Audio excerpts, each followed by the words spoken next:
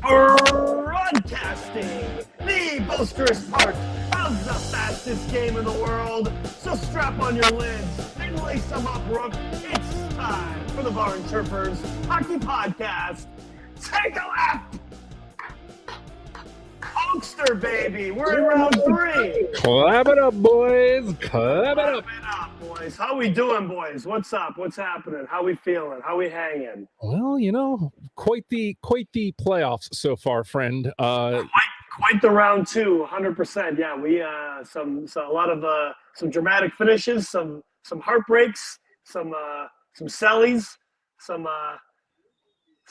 disappointments, and we're gonna get into all that. We're going to get into all that, Jack. So let's see. Let's get these up. We wanted to start with Edmonton and Vegas. Yeah, I think this one is probably this is definitely, speaking of heartbreaks, I mean, this one is definitely heartbreaking for Edmonton, I think. I feel like they did not expect to be done in 6 games. I feel like they really would have wanted that 7th game. And I think they had the opportunity to do it, but man, your boy Skinny just what happened with Skinny? I mean, we talked about it at the beginning of this playoffs that obviously it was going to come down to goaltending. Mm-hmm. And Skinny got pulled 3 times in this series. 3 times. That's 3 times too many if you're trying to win, if you're trying to move on and win the Stanley Cup. Like, yeah. Dude. Especially when the backup is Soup. Yeah, exactly. And I mean, he did come in and make some saves. I think he faced, full disclosure, I don't have my computer in front of me because it's broken. So stats are going to be irrelevant here today. But I do know he faced less than 20 shots in his entire relief roles. So, he stopped them, but he didn't have that much of an amount, if you will. So, But man. I mean, Skinner's a rookie, so I feel like, first time playoff experience, that's tough. But I mean, literally, I do know this: McDavid, Draisaitl, and Bouchard were the top scorers in the league for the playoffs, point getters, and they're out of the playoffs now, which is kind of crazy. But to that point, most of those points were scored on the power play. Mm-hmm. So we know Edmonton scores on the power play. If you get a penalty, you might as well just put the goal on the board and save the 2 minutes, because then you have 2 minutes to at least try to come back. Like, if Edmonton goes to the power play, they're probably going to score. But that problem with Edmonton, they didn't score 5-on-5, and that was their issue. Really, they couldn't score 5-on-5. Vegas shut them down 5-on-5. So, and to that point, anytime the Oilers get a power play goal, Mark Stone's line would come out after that, and they would usually score and answer. So Vegas is on something else, and we didn't. Neither of us called it. Nobody called it, really.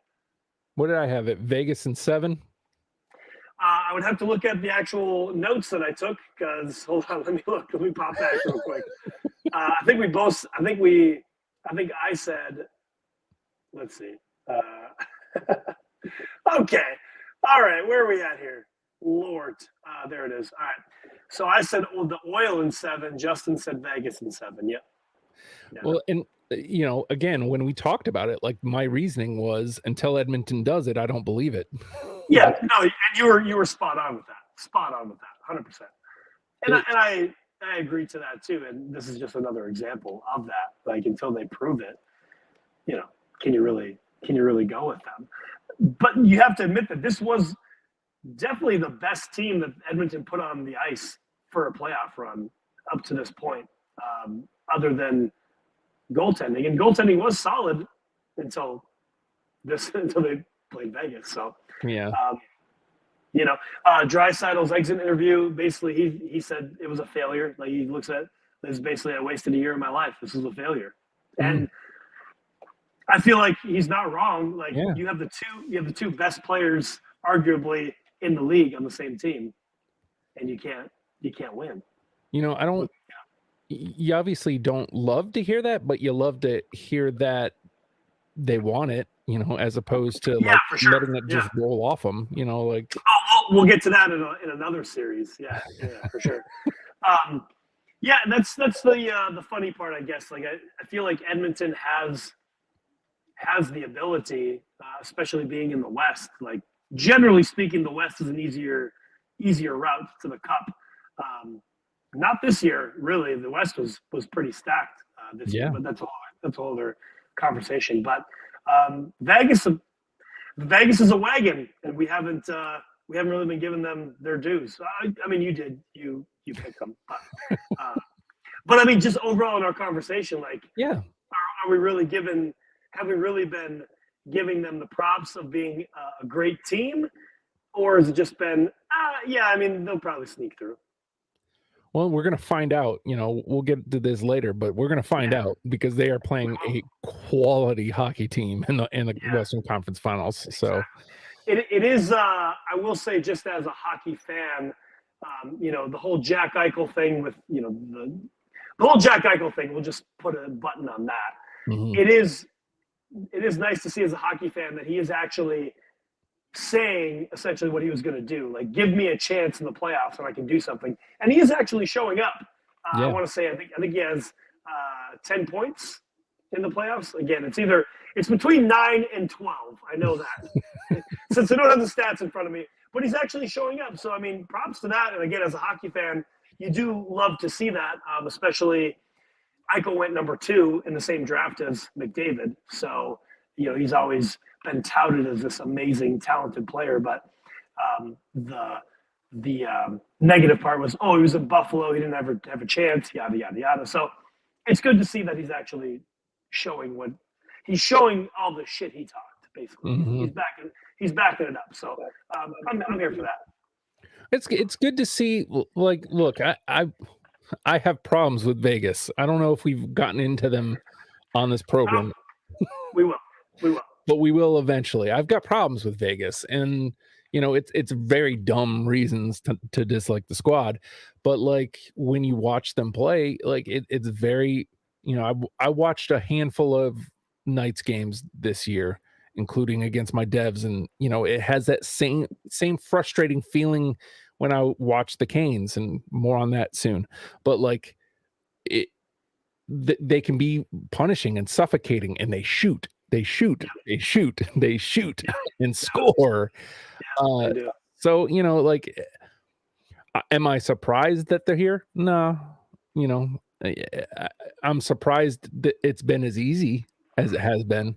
But like you said, they're a wagon, and I think we've just kind of been wanting them not to be. Yeah, I think you hit the nail on the head with that. I think it's been more so of like, I just don't want them to win. And there's really I don't have a reason to hate Vegas. I don't even actually hate Vegas. It's worse. I'm indifferent about Vegas. I think that's what's worse, like a worse feeling to have than hate or love. Being indifferent, like you just don't care about Vegas. Mm-hmm. So, well, I'll tell you one team that we all cared about. Boy. Our boys, man. The Crack. Well, you know what? Of course, they did go down in Game 7. But this team, and as we've talked about, and we've pumped their gas this whole entire show, being our 4th episode now. But the Crack, I mean, they defeated the Stanley Cup champions. Mm-hmm. They were bottom of the barrel last year. They made it into a wild card slot. They beat the Stanley Cup champions in 7 games. They took this team, Dallas, who essentially was number 1 in the Central the entire year until the last game of the year when Colorado took the number 1 spot. And they took them to 7 games as well. This team, speaking of wagons, this team is a wagon. Mm-hmm. And not only that, we've talked about it, the amount of depth that they have on this team. I will say that they do need to go out and find a superstar. Yeah, they do need a superstar. And while I do think Burakovsky is a solid player, I don't think he is a superstar. And he was out the entire playoffs because of an injury. I don't think he is at a superstar level. He's a great player, but I do think Seattle needs to go out and find a superstar to help the rest of that depth essentially score when it's needed. So in game 7, they're down 2-0, and I mean Grubauer stood on his head. It should have been 6 or 7, honestly. Like Grubauer stood on his head. So what I'm getting to is I think this team was such a positive turnaround from last season. This was a successful season. Yeah, they lost, but they got to the second round, and nobody expected that. Nobody expected them to be here. Nope. And the other thing too is, so when they pulled the goalie, they pulled Grubauer, and they did score with 17 and a half seconds left. That's right. In the third period. They got it to the point, and they got it past Otter, who was also amazing in this whole series and in this game. They couldn't get anything past him. They score with 17 and a half seconds left, Oliver Bjorkstrand, and then it's like, all right. And then they made a fight with that last 17 seconds too. They almost got a good shot off in that 17 seconds. The point being, they were Matt Hardy version 1, baby. They did not die. They never said die. And that, I think, speaks more volumes than anything, because I think they brought the game, obviously the game of hockey, but this brand of hockey to Seattle that we're never giving up, we're never counted out. So I think it's going to play huge to the hockey community in Seattle. But to my earlier point there of bringing in a superstar or some bigger name players, I honestly think that this brand of hockey that they showed throughout this playoffs is going to could potentially attract some big time players, some unrestricted free agents that are coming up here in this offseason to come to Seattle and play hockey for them. I mean, maybe I'm just being a homer with that, but just the way they played this playoffs, man. I know we haven't talked anything about Dallas at this point because we're Kraken fans. I get it. Kind of homer takes here, but if you look at it unbiasedly, they literally should have had no chance against Colorado and against Dallas. Absolutely. Should have had no chance. And they played 14 games extra out of that in their season. Yeah. So I love this brand of hockey, and I love this team. And I honestly shed a tear. I was watching the game. I stayed up late to watch this game because I was like, I have to watch the boys. I have to. And when the buzzer hit, I dropped my head and I got sad for a minute. And then I was like, no, man, this is a good season for the Kraken. This is honestly a good season. So, yeah, they lost, but they lost to Dallas, which, again, there's no shame in that. There is no shame in losing to Dallas by any means. Dallas, they're a high-powered offense. They have a goalie who is unstoppable most of the time. And he has that stat where after a loss, he's undefeated. He hasn't lost. He hasn't lost after a loss. So, what are we doing? I think I want to echo your point because it was something that I didn't even think about until you started talking about Seattle. Is I think this showing just made Seattle like a lightning rod. It just made them a destination in this offseason. Yeah, I think people will be looking at Seattle, and I don't think they were before. I think this was just the team that they built. And as a matter of fact, Nathan Bastian, they picked him up in the expansion draft, and before the end of the year, he was back in New Jersey. Yeah. So I think what they just did was people are going to want to go play there. And like you said, I think I don't want to, because I too a little sad that they couldn't pull off the upset, but I want to see that one big player go, yeah, I'll go to Seattle. I'll be the one that lifts them up to the next level. Because I think that's literally all they need. I mean, that's the biggest thing they need. For sure, yeah. I mean, honestly, they have Grubauer, Eberle, Bjorkstrand, Elysiak, Beniers, McCann, Schwartz. They have a lot of guys that are locked up for at least the next 3 years. So that's solid right there.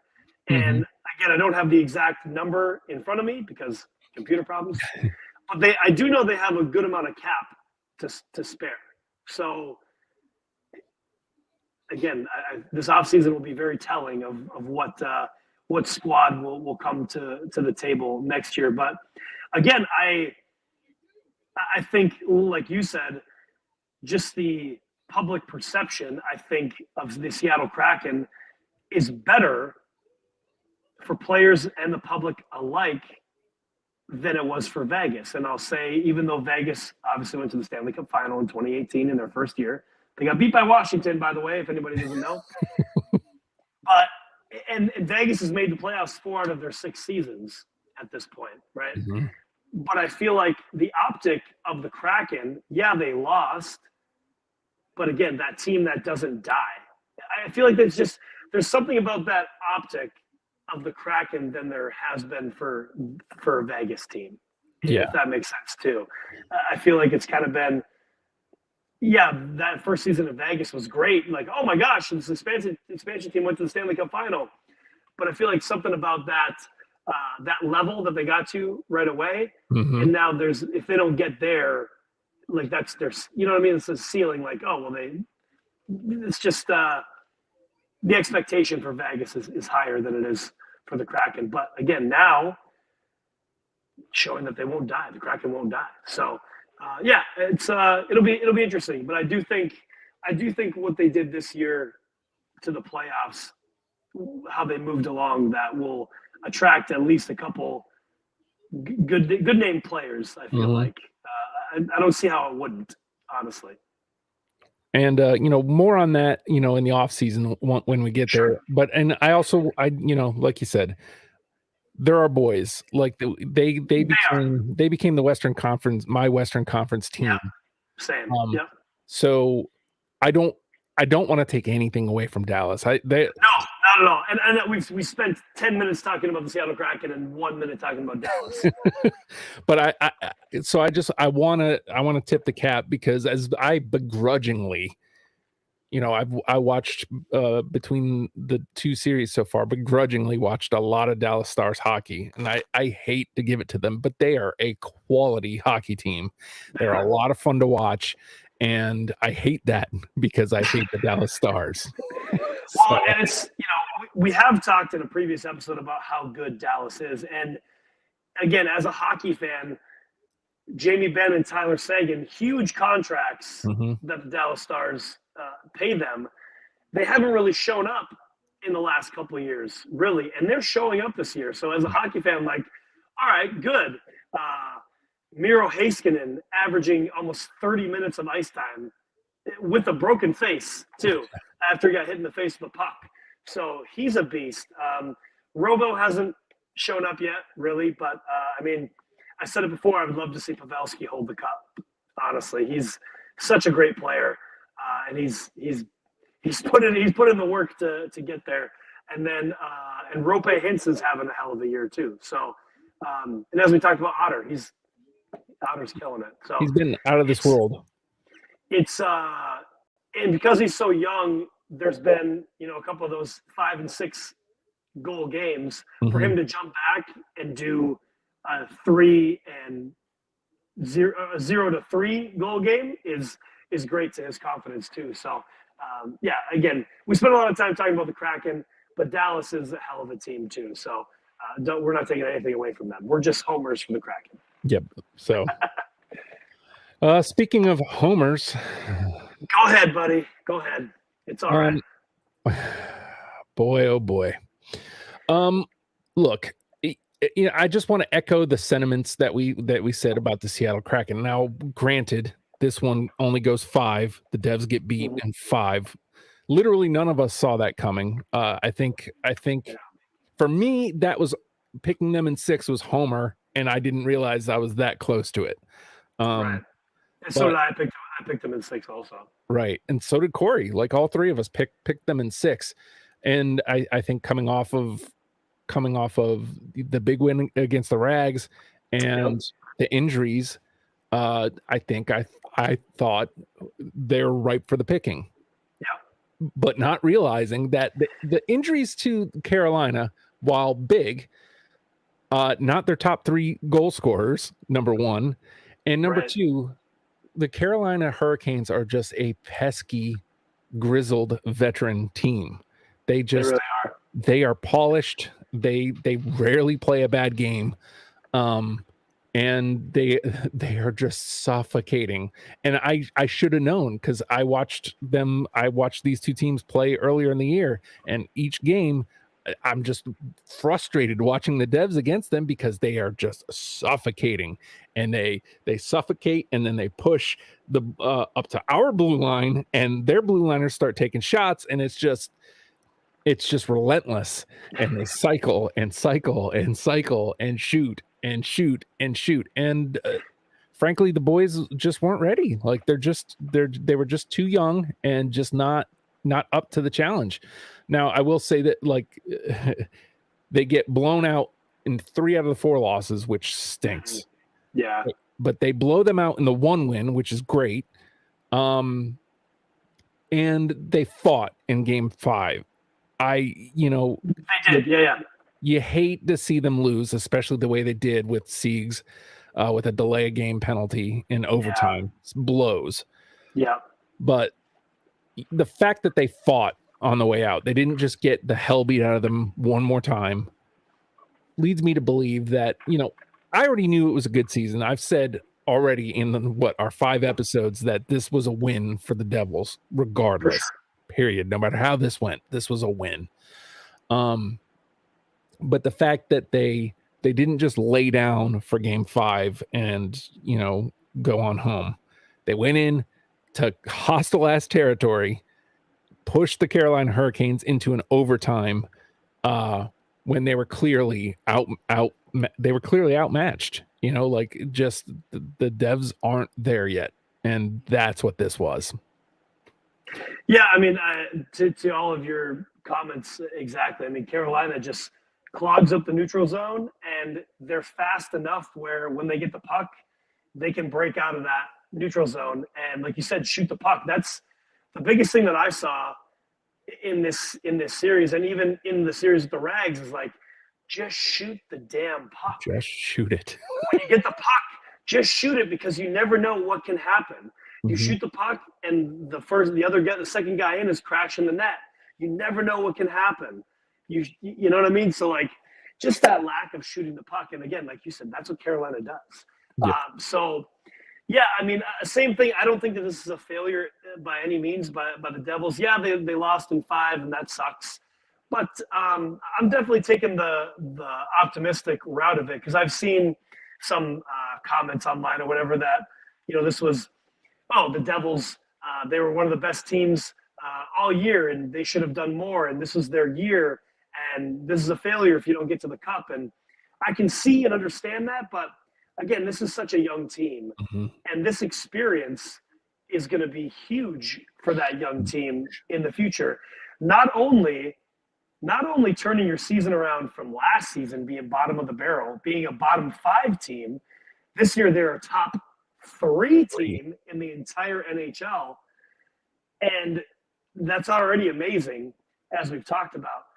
But you go into your first series and you defeat in 7 games, the pressure of 7 games, right, to beat a team that was considered to be the Stanley Cup favorite because of all their trades and all that, yada, yada, yada. You beat them in 7 games.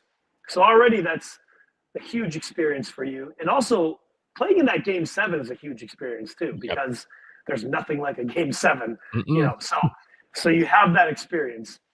And then you play to Carolina, and again, that experience of you got your ass handed to you a couple of times. Yeah. That's a real kick in the pants, but that's experience too, and you can come back from that. So again, I see this still as a positive. They got through to the second round. Again, they were almost dead last year. So a huge turnaround. It is not a failure. It is a success because you got this experience and you can take that forward. And again, like teams that, I mean, there isn't a team that has won the Stanley Cup that hasn't struggled.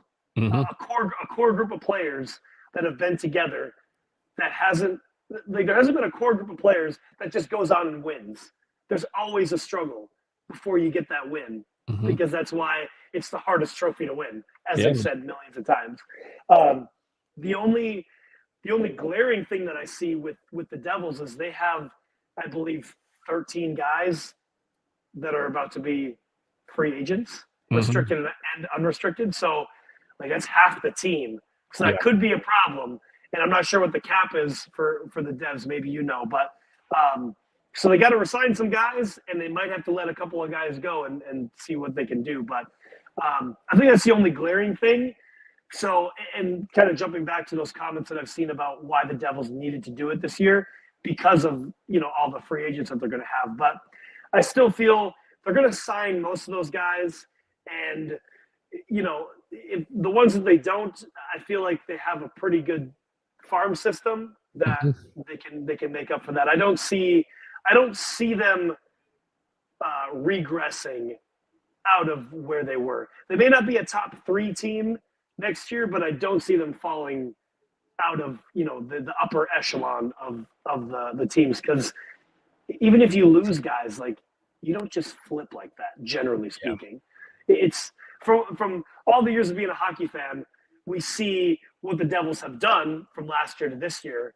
You don't usually see a huge regression, even if you lose some guys, generally speaking. So the future is still bright for them.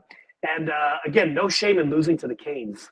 They, as we've talked about now, the Canes are a hell of a team. And I feel like this Carolina team is the same as how I felt about Vegas. I'm just indifferent about it. And that's why I haven't really picked them. That's why I haven't really bought into them, because I'm like, I'm indifferent about it. They're a Metro rival. So, like, I would love to see them lose, really, honestly. But you can't deny that they're a hell of a team. You can't deny results. You can't deny results.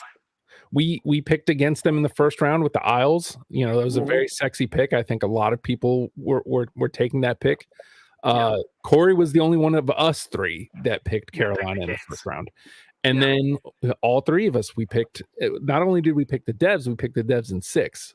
So, but like, to your point earlier, Carolina is exactly what you were talking about earlier. This Carolina team, this core, has been going through it for the last couple of years. Yes, exactly. That is what is happening right now. Is what they've been through is just, all right, well, now's the time. Let's go. And especially the Bees get bounced. It's like, okay, so we are the best team. We are literally the best team left. Yeah, exactly.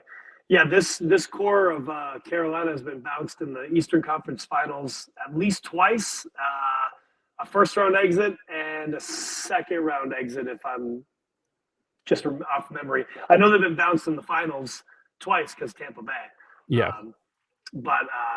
Dude, they're a hell of a team. You can't take it away from them. You absolutely can't. And again, you hate to see it for the boys. You hate to see it, considering that we're both Metro guys, but it is what it is, I suppose. There's no stopping them. Obviously, there hasn't been any stopping them to this point.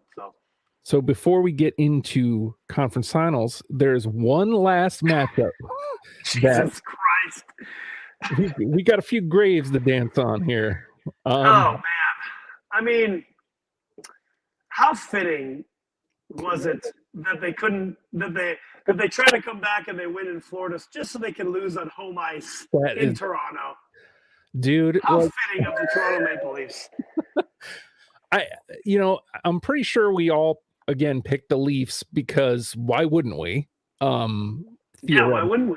Theoretically, why wouldn't we? Said it like, they got out of the first round, they bounced the Bees, they must have all this momentum.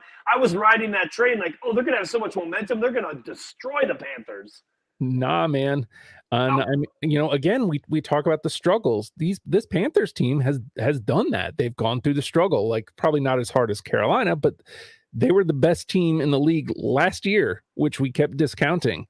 And the Leafs are the Leafs. Like, Jesus, man. I mean, it's loud. It's satire at this point. Yeah. I mean, it has been satire for years, but it just. I mean, anytime. Speaking of, in your boys series as well, anytime you go to overtime, dude. I mean, obviously it's a 50-50, and you've put yourself in that position to be in overtime. So you get what you pay for. And same thing, delay a game penalty that ends this series. Yep. Delay a game penalty and just a drive down into the zone. Gudis, of all people, my man Goody, he's been one of my fantasy guys for years now at this point. Former Capital. Dishes the puck to Nick Cousins, and Nick Cousins just wide open and puts it in the net. Game over. Series over. What a wildly different Panthers team than the one we saw in Nashville. The one we saw, this Panthers squad got their asses handed to them by the Preds. Tim McGraw was dancing all over their effing faces. Absolutely. In Nashville. Justin, I have to ask you this question. If you were to guess who was the best goalie in the playoffs, who would you guess? Well, I mean, if it wasn't for Ullmark, Otter is probably, he's probably winning the Vezina, right? So it's gotta be Otter. Otter's the best in the playoffs? Yeah, you would think, right?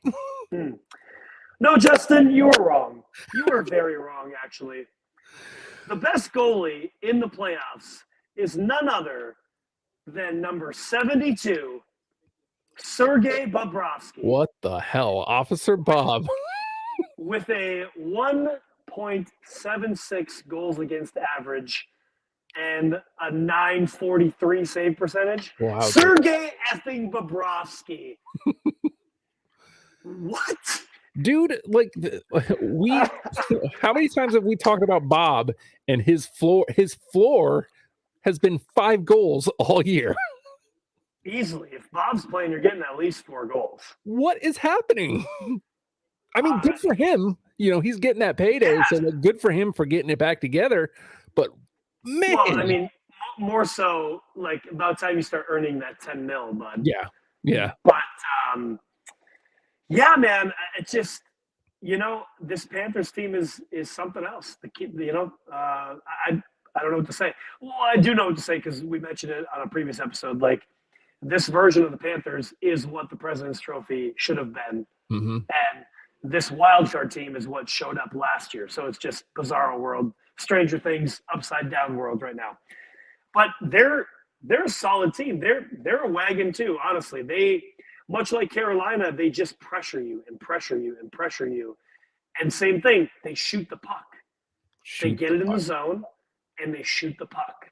And essentially, they're playing with house money. So they literally are on I don't give an F mode. So whatever happens, if we lose, we were supposed to lose. We were a second wildcard team. We're supposed to lose. Mm-hmm. But we're winning because we don't give an F.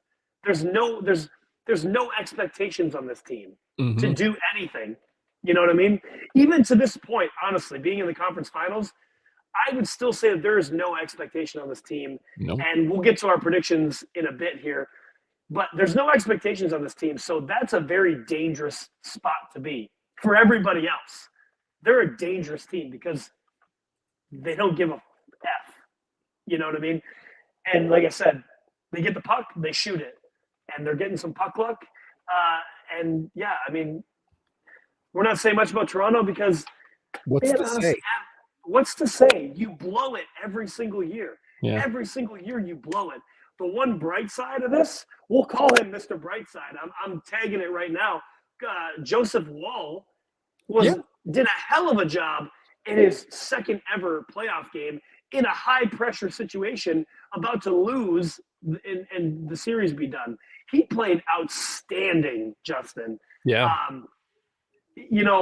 I mean, Sammy did do.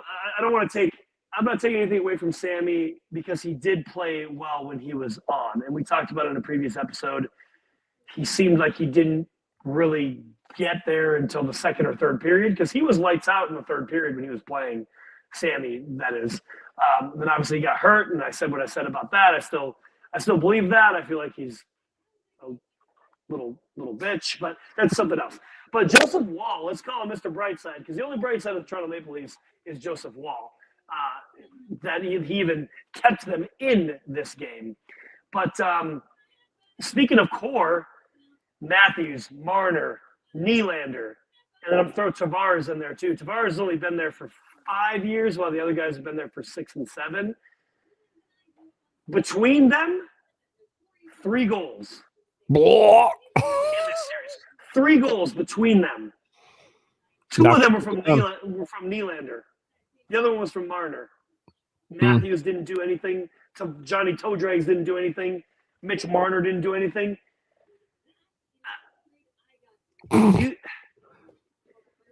Dude. You spoke earlier about I forget exactly what you said about I forget what I was going to go with that. But essentially I was going to tie it to Toronto. About Toronto, their guys just like, oh yeah, it's disappointing, just right off their back. Just whatever. What is that? I mean, if I'm Kyle Dubas, somebody needs to go. Mm-hmm. Maybe most of them need to go. Maybe all of them need to go. Honestly, maybe because, we talked about a squad has to struggle and go through the struggles to reach the pinnacle. Yes, 100%. I mean, I'll throw the Capitals under the bus, right? I mean, since Ovi came in the league in 2006, they didn't win until 2018. So Ovi, Backstrom, Wilson, right? Those are essentially Carlson. Those are the core. And it was a lot of years of struggles, but it wasn't first round exits. Mm-hmm. They had first round, second round, third round exits. There was at least progression. Toronto Maple Leafs have had no progression in that 6 and 7 years that Matthews, Marner, Nylander have been together. No progression at all until this year. You get to the second round, and then you don't show up at all. At all, you don't show up. And I will say, because I did watch most of those games, they did do some other things that didn't show up on the scoreboard, putting in some hits, getting some takeaways. But you are paid to lead the team and put pucks in the net. Mm-hmm. And you didn't do that. Marner is there to be a playmaker. You didn't do that. Matthews is there to put it in the net. You didn't do that. Johnny T is there to set things up, put things in the net. You didn't do that. You got to go. How can you honestly bring these guys back or re-sign them? Matthews is on his last year coming this upcoming year. How are you going to re-sign him when he hasn't done anything for you? Had a couple of really good regular seasons. Yeah, you have great regular season, 60 plus goals, and then you don't show up in the playoffs. Buddy, you got to go, my friend. And you got to go. And you talk about, like the Rangers made all those moves at the deadline. Who was right behind them? Toronto, wheeling and dealing. And they made every single move. They bought and sold everybody. Yeah. And yet here they are. They're golfing today. So and defeated. Like they defeatist attitudes. Like shrugging it off. Come on, man. I mean, again, not taking anything away from the Panthers, because as we know, they're a hell of a team. Mm-hmm. But you won one single game against the second wild card team, and you have this team on the ice. It should have been the other way. You should have destroyed them, and yet, once again, you're sitting at home watching the rest of the playoffs. They all need to go. They need to go. Keep Morgan Riley. Get rid of everybody else. Honestly, get rid of everybody else. Because right now is probably the most that you're going to get of a take for these players, I think. Because, again, great regular season, but you don't show up in the playoffs. Yeah, so for what? For what? For what? And I saw this too, looking back at past Leafs teams of, let's say, even 10 years ago. Or excuse me, let me say this first. The media is asking Marner and Matthews and them, like, do you want to stay here, type of a thing. Like, oh, yeah, I want to be here, blah, blah, blah. You look at 10 years prior, I saw this. I don't remember where I saw this, but guys like Phil Kessel that were on the Leafs, Dion Phaneuf, guys like that, they were getting asked, why aren't you playing better?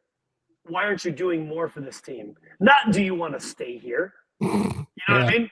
Like, those guys were getting pressured, like, why do you think you deserve to stay here in Toronto? But now, flip side is, oh, Austin, do you want to stay here in Toronto? Do you like it here? Do you want to stay with us? Get out of here. Honestly, you're shit. I don't care how many goals you put in the regular season. You don't do anything. You're at some point go play your fashion game, whatever. Like get out of here. Well, just like we were talking about on the other side with Edmonton, at some point you got to do the thing. You got to. You have to at least, God bless it, get to the conference finals for the Leafs. You have to at least do that. Yeah, and again, even okay, getting the monkey off the back and being in the second round, yeah, okay, but it's still a failure. Honestly, it's a failure. It's a failure. Put that team on the ice, and you only go 5 games with the Florida Panthers. I would have a different take if they took it to 7. Yeah. I would have a different take. I would say, okay, that's a solid effort. You went to Game 7. Like you took Boston the game, or excuse me, not Boston. Why am I drawing a blank? You took Tampa Bay to Game 7, and you took the Panthers to Game 7. Both great teams. Okay, let's build on that for next year. But you got gentlemen swept. Mm-hmm. Florida was basically like, yeah, you can win this game. It's fine. We're gonna. Well, you can win this game on our home ice because we're going to end the series on your home ice because that's how vindictive we are. And you couldn't have written it any better because we were talking going into Game 4. It's like, man, I kind of want to see the sweep happen just because. Get those brooms out. And yeah, I mean, shit, man. If you're going to lose on home ice in Toronto, wouldn't you rather have gotten swept? So you would think. You would think. Oh my gosh. So, yeah, I mean, Florida's a hell of a team. Toronto it's going to be a lot of off-season moves. I think it needs to be. If it isn't, it's just going to be more of the same.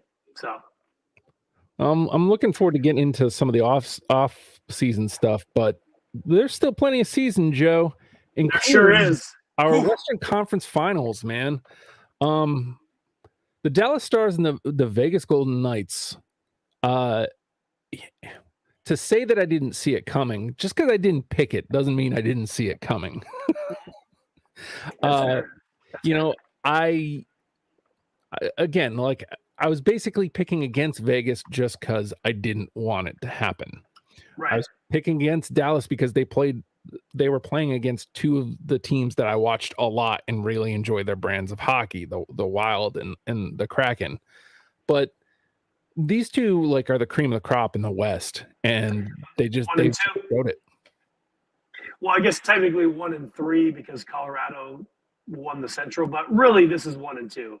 I mean, Dallas, like I said, owned the Central the entire season. So this is technically the first and second best teams in the West. So it makes sense that they're playing each other here in the conference finals.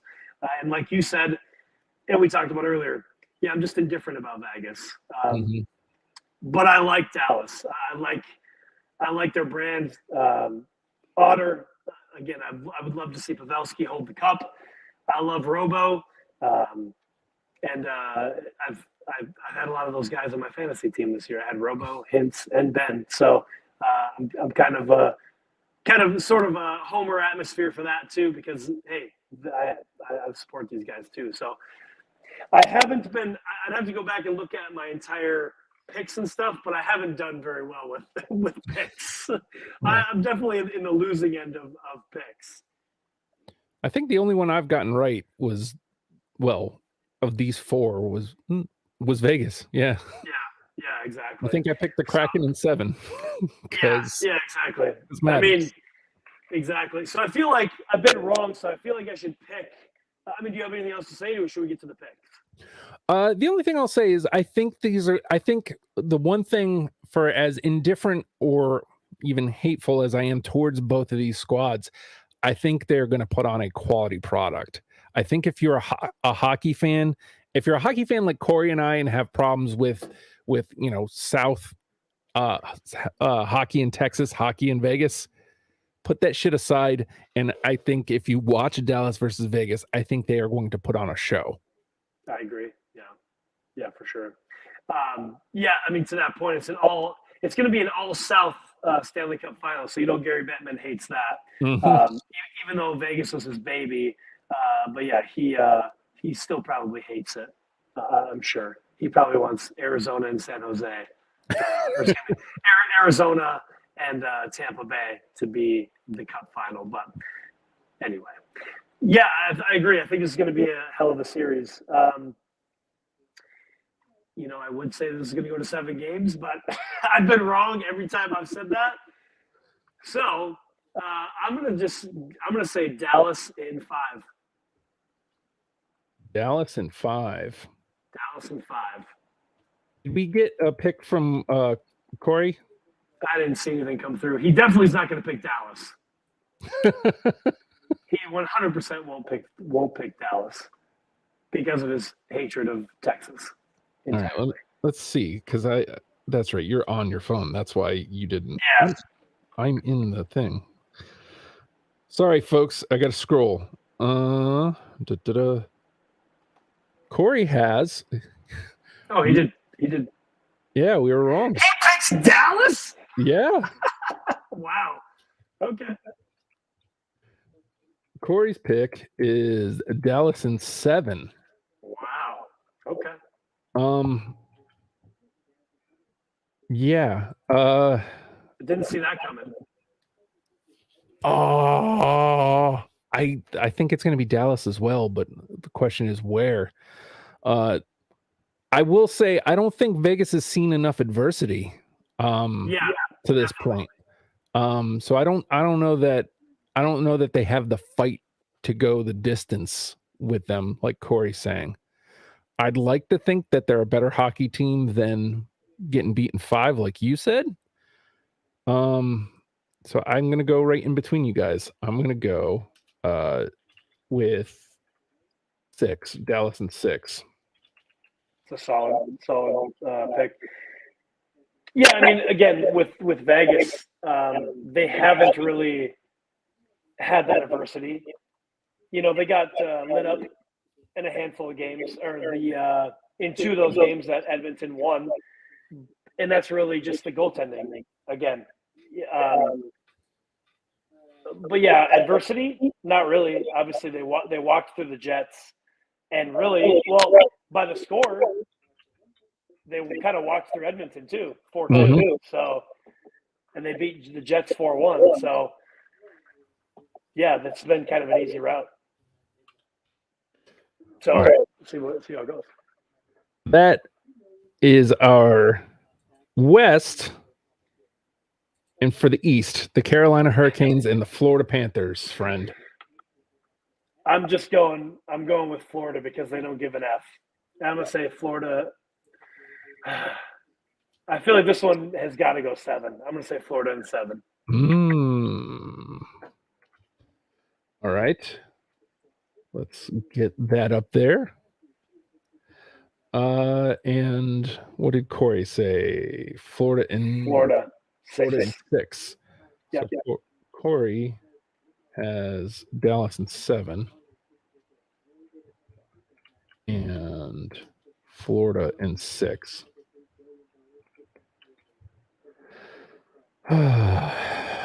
Okay. What you going with, Hulkster? Man. All right. So I got Dallas in 6, right? Yep.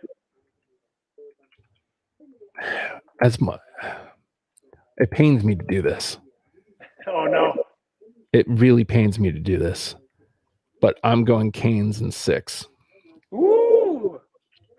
Because I've just seen so much Carolina hockey this year. Yeah, I mean, you have a solid reasoning why. I've just seen them so much, and I hate to pick against the hot hand. The Panthers have just played so well, but so have the Canes, and yeah, they have. I think it all comes down to what Bob do we get. Yep. If it's 5-goal Bob, the Canes are going to eat that alive. For sure, yeah, they are definitely going to score. And again, going into this playoffs, we were like, "Oh, how is Carolina going to score?" They haven't scored at all, and I'm eating those words. 100%. I'm eating those words. The series with the Islanders was just a fluke because this team can score. And I heard, and I saw that Teuvo Teravainen is playing tonight. Oh, okay. So he's back. So that could be a boost to the offense as well. Yeah. That remains to be seen. So both you and Corey have Dallas and Florida, and I've got Dallas and Canes. I hope I'm right because it would be nice to be right for once. And this is and it's all about, it's just all about what I've seen.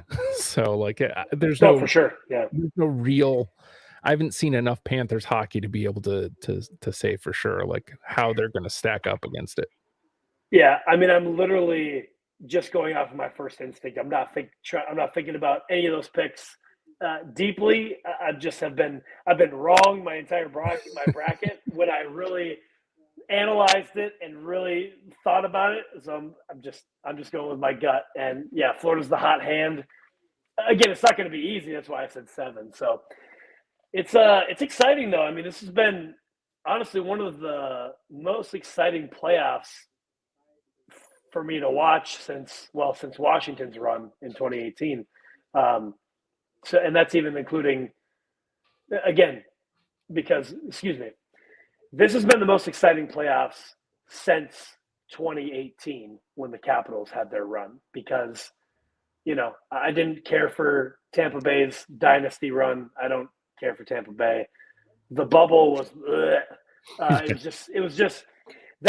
bubble year was just great because we at least got to watch something. Something was on sports-wise to watch, but it was terrible. It wasn't Tampa and Montreal. It wasn't good. It wasn't good. But yeah, exactly. So, but yeah, it's been a great playoffs. So I'm looking forward to seeing how this West Conference Finals shapes out. So last thing I'll say is, and we said this a little bit about Dallas and Vegas. Talk about putting on a show, like just period. This playoffs has been a show, and now is the time to get into hockey. This is for sure.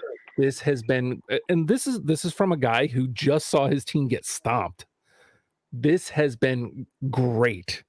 Like this has been a stellar playoffs, and it's gotten me to a point where I don't hate the Stars quite as much, or at least not, for illegitimate reasons. I'm psyched about watching Vegas games. What? Like, again, we pointed out several times this episode that, I'm indifferent towards them, but I'm psyched to see them play the Stars. Like that is such a good matchup. And then on the other side, Carolina and Florida, just great stories. Like Carolina just being a fucking powerhouse, just showing the fuck up when they needed to and playing well. And then the Panthers, like second wild card, taking down Giants. Like that, you couldn't write it any better. And like you said, Bettman's probably shitting himself, but in spite of himself, because this ends up being a great product. For sure. Yeah. The only thing I hope, and I haven't looked at, so like, just for instance, that Vegas and Edmonton game on Saturday or Sunday. Yeah, it was Sunday night. It was on at 10 p.m. The only game on for the day. And baseball wasn't on until Sunday evening. Basketball wasn't on. Why was that not in prime time or earlier in the day? And that's the only downfall, as always, the NHL getting in its own way. So I would hope, and I haven't looked at the scheduling yet, I would hope that now that there's only the Final Four, that there's some better scheduling going on, at least when we get to Saturday, Sundays playing. Like, there's going to be one game. Yeah. Put it on when the most eyes can watch it. Yes. Otherwise, you have no reason to complain that the ratings are down, dickhead. Yeah. And especially you've got, other than Raleigh, you've got 3 out of the 4 teams are like really big markets. So yeah.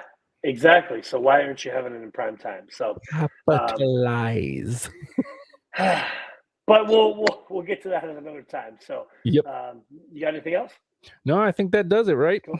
All right. Yeah. We'll be back next week talking about it'll probably be a couple. There'll definitely be a couple of games in the bag, and we'll have a better idea of how the conference finals are shaping up. So until next time, sick taps and sellies, boys.